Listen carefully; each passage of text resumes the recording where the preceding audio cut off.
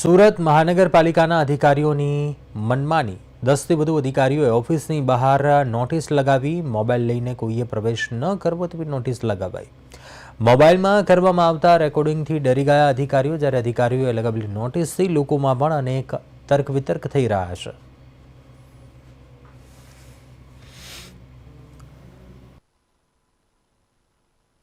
प्रामाणिकताना धोरणे कोईए कोईने ना न पाड़वी जोईए के फोटोग्राफी के इंटरव्यू आपवा जोईए के भाई आवुं छे। हकीकत तमारी बात साची छे। नॉर्थ झोन के कतारगाम झोन एक नहीं पण आखुं कॉर्पोरेशन। कदाच तमे इंटरव्यू लेवा आवो तो हूँ रोज एक एक जग्या एवी बतावुं के ज्यां खरेखर आ लोकोनी जे जवाबदारीओ छे जवाबदारीमांथी ऊणा उतरा छे के नथी काम करता अधिकारीओ व्यवस्थित रीते जे थवुं जोईए कायदाकीय रीते।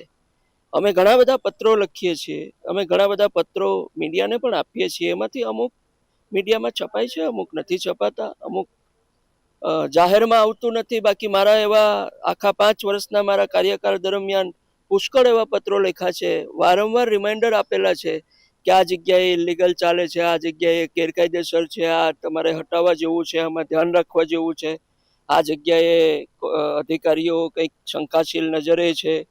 તો એ બધાની નજર રાખવી ઉપર એ ઉચ્ચ અધિકારી કે હેડ હોય જે ડિપાર્ટમેન્ટલ હેડ નોર્થ ઝોનના કાર્યપાલક ઇજનેર જે છે એ એક ઝોનલ વડા એ છે અને એની ઉપર ઝોનલ ચીફ આવે। तो जोनल चीफ અને જોનલ અધિકારી એમની જવાબદારી હોય છે આખા ઝોનને લગતી કોઈ પણ પ્રવૃત્તિ હોય, કામકાજ હોય અને ખાસ કરીને જ્યારે જાહેર હિતનું કામ હોય, પ્રજાલક્ષી કામ હોય, પત્રકારો આવીને પૂછતા હોય તો જાહેરમાં જે પણ કંઈ સત્ય હોય તે ઉજાગર કરવામાં કંઈ ખોટું નથી। સુરત મહાનગરપાલિકાના અધિકારીઓ મનમાની અને ખાસ કરીને પોતાના હુકમથી ચાલતા હોય તેવા દ્રશ્યો વારે વારે આવે છે અને ખાસ કરીને વિવાદમાં રહેવાના અધિકારીઓ સુરત મહાનગરપાલિકાનું તંત્ર છે તે સુધરવાનું નામ લઈ લેવાની હોય તેવી સ્થિતિ અત્યારે જોઈ શકાય છે। કામિની દોશી કાર્યપાલ ઇજનેર મળવાનો સમય 4 થી છે, મુલાકાતીઓએ પોતાનો મોબાઈલ નંબર બહાર મૂકીને અંદર જવું, એટલે આ પ્રમાણેના દ્રશ્યો છે। બીજી તરફ સુરત શહેરમાં જે રીતે મહાનગરપાલિકાના ખાસ કરીને આ કતારગામ ઝોનમાં આ રીતે પોતાની રીતે કોઈ પણ જે અધિકારી કે કોઈ પણ મુલાકાતીઓ હોય છે તેમને અંદર ફોન લઈ જવાની સ્પષ્ટ મનાય છે। એટલે પોતાની રીતે જે જો હુકમી ચલાવીને આ Parul J Rana in charge assistant municipal commissioner જોઈ શકાય છે મુજબ આ કચેરીમાં મોબાઈલ ફોન દ્વારા અથવા તો અન્ય ફોટોગ્રાફી સાધનો દ્વારા ટેલી ફોટોગ્રાફી, ઓડિયો રેકોર્ડિંગ કે વિડીયોગ્રાફી લેવા ઉપર સખ્ત પ્રતિબંધ છે। એટલે કયા નિયમમાં એવું લખ્યું છે કે પ્રતિબંધ કે અધિકારીઓ એવું શું કામ કરી રહ્યા છે અથવા તો અધિકારીઓ પોતે દૂધે ધોયેલા અને પોતે હોય તો શા માટે તેમણે આ કરવું પડે છે। એટલે સ્પષ્ટ થાય છે કે લોકોને ક્યાંક ને ક્યાંક જે પોતાના નિયમ મુજબ ચાલવું હોય અને ખાસ કરીને તો તમામ જે સુરત મહાનગરપાલિકાના અધિકારીએ જોયેલું જેમાં જે એમ જરીવાલા સહિત હોય, સેલર સહિતના હોય અને આ પ્રમાણે જોઈ શકાય છે GR ચાપાનેરી ડેપ્યુટી ઇજનેર, એટલે તમામ જગ્યાએ મહાનગરપાલિકાનો જે કતારગામ ઝોન છે તેમાં આ પ્રમાણેની સ્થિતિ છે અને તમામ મુલાકાતીઓ માટે નોટિસ ફટકારી છે। એટલે મોબાઈલ લઈને જવું નહીં, એટલે અંદર તેમણે શું કુંડળીમાં ગોળ ભાંગવો છે તે તેની રીતે ભાંગી શકે તે, એટલે આ પ્રમાણેની સ્થિતિ જોઈ શકાય છે કતારગામ ઝોનમાં। ત્યારે આપણી સાથે અહીંના નગરસેવક છે તેમની સાથે સીધી વાત કરીશું। નરેન્દ્રભાઈ, શું કહેશો જે રીતે કતારગામ ઝોનની પરિસ્થિતિ વિવાદ બાદ જે રીતની રજૂઆતો હોય પણ આ બોર્ડ મારી દીધા કે ફોન નહીં લઈ જવાનો, શા કારણે? એ બાબતથી તો બોર્ડ બાબત માર્યો કે કઈનું છે આપ અધિકારીને પૂછો એ જ તમને જવાબ આપશે। પણ નહીં, મારું એવું સીધી એક વાત છે કે તમે એક નગરસેવક છો ત્યારે તમે અગર સારું કામ કરવું છે, મુલાકાતીઓ આવે ને તમે એમ કહો ફોન અંદર નહીં લાવવાનો, એનો શું મતલબ શું થાય? એમનો મેં ગઈકાલે બી આપને કીધેલું કે 4 થી 6 પ્રજા જે આવતી હોય પ્રજાને સંતોષપૂર્વક જવાબ આપવો પડે, પ્રજાને જે કઈ તકલીફ હોય એના માટે અધિકારીને બેસાડ્યા હોય તો 4 થી 6 માં ફરજિયાત બેસવું જ પડે, જે કઈ પ્રજાનો હોય એનો નિવારણ કરવો જ પડે। એ મારી સાથે શું એ મારી રજૂઆત પણ છે। કમિશનરની ચેમ્બર બહાર પણ આવી રીતે બોર્ડ નથી તો અહીંયા ઝોન કતારગામ ઝોનમાં શું અધિકારીઓ માટે અલગ નિયમ બનાવ્યા છે? એ પણ મેં ચર્ચા કરી કામિનીબેન સાથે। મેં કે બેન આ બાબતનું મીડિયા મને પૂછે છે, મને કે પાંડવ એમને જવાબ આપી દેશે એવું મને એને કીધું। તમારી દ્રષ્ટિએ એક નગરસેવક તરીકે શું માનો છો તમે કતારગામ ઝોનમાં આ રીતે જે બોર્ડ માર્યા છે કે ફોન નહીં લઈ જવાનું, એટલે પોતાની જોગમીથી ચાલશે?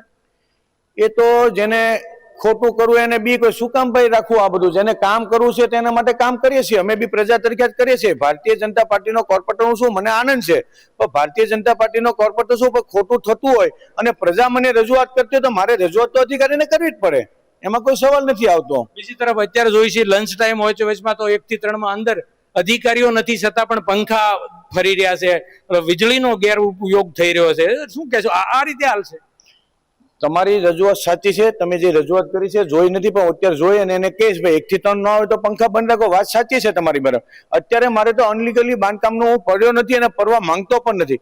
પણ આજથી 2 વર્ષ પહેલા પ્રજાએ મને રજૂઆત કરેલી હતી, પણ પ્રજામાં એવું થયું કે નરેન્દ્રભાઈ પાંડવનો ગેરઉપયોગ અધિકારી કરી રહ્યા છે કે ભાઈ નરેન્દ્રભાઈની ફરિયાદ છે, નરેન્દ્રભાઈની ફરિયાદ છે. એટલે સમાજમાં મને એવું લાગે છે કે મારા વોર્ડમાં સારામાં સારું કામ કરતા હોય અને પ્રજા બી ખુશ છે મારા કામથી, નહીં નરેન્દ્રભાઈ તમે બહુ સારા કામ કરો છો, તો અમુક લોકો મને બદનામ કરવાની તૈયારી કરી રહ્યા હતા.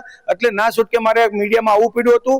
અને 2022 પછી ઇમ્પેક્ટ ફીનો જે કાયદો હતો ને એનો ગેરઉપયોગ આ લોકો શું કરતા, 2023, 24, 25 ગેરકાયદેસર બાંધકામ કરાવે છે, પછી અધિકારીને મેરા પીપળામાં લઈ અને વેરા બિલમાં 2022 અનલીગલી રીતે આર્કિટેક્ટનું સોગંદનામું લઈ લે ને એના આધારે ઇમ્પેક્ટ ફીનો ફાયદો લાખો રૂપિયા કૌભાંડ કરી રહ્યા એવું મને લાગતું હતું. એટલે મેં રજૂઆત કરી કમિશનર બેનને કે બેન 2023, 24, 25 ગેરકાયદેસર બાંધકામ કરે છે અને એનો ગેરઉપયોગ આપણે અધિકારીઓ કરી છે અને લાખોનું કૌભાંડ થઈ રહ્યું છે. એટલે કૌભાંડ તો વસ્તુ સાઈડ ઉપર રાખો, પણ જે ગેરકાયદેસર બાંધકામ થાય છે આ ભવિષ્યમાં પછી જોશો તો ગાડી પાર્કિંગના પ્રશ્ન આવશે ને અમુકના કેટલાય પ્રશ્ન આવશે. એનો નિવારો કોણ કરશે? જેની મને જાણ થઈ એટલે મેં અધિકારીને રજૂઆત કરેલ છે. બિલકુલ. તો આ નગરસેવક નરેન્દ્રભાઈ પાંડવ અને તેમણે જે કીધું પ્રમાણે એની રજૂઆત હતી. પરંતુ સૌથી મહત્વનું છે કે સુરત મહાનગરપાલિકા અને ખાસ કરીને કતારગામ ઝોનમાં જે રીતે ગેરકાયદેસર બાંધકામ હોય કે ગેરકાયદેસર ડોમ હોય, એટલે તમામનો જે વહીવટ કરવામાં અધિકારીઓને જે ખુલ્લા મને ફાવે એટલા માટે તો મોબાઈલ અંદર નથી લઈ જવા દેવા. શું એવો 2 નંબરનો વ્યવહાર કરવો પડતો હોય છે, એને કારણે મોબાઈલ અંદર નથી લઈ જવા દેતા? એટલે આ સ્પષ્ટ સંકેત આપે છે. અને એવું ન હોય તો તમામ જગ્યાએથી બોર્ડ ઉઠાવવા જોઈએ અને તમામ લોકોને પોતાની એક આઝાદી હોવી જોઈએ કે ફોન કે વિડીયો અંદર કરી શકે છે. પરંતુ સુરત કતારગામ ઝોનની એક આ વહેતી અવળી ગંગા છે તે સ્પષ્ટ સાબિત થઈ રહી છે. ત્યારે હવે ઉપરી અધિકારી કે નેતાઓ કે રાજકીય તંત્ર આના ઉપર કેવા પ્રકારના જે પગલાં લે છે તેના પર સૌ કોઈની નજર રહેશે. કેમેરામેન અજય કુમાર સાથે અરવિંદ રાઠોડ, પ્રદેશ 24 ગુજરાતી, સુરત.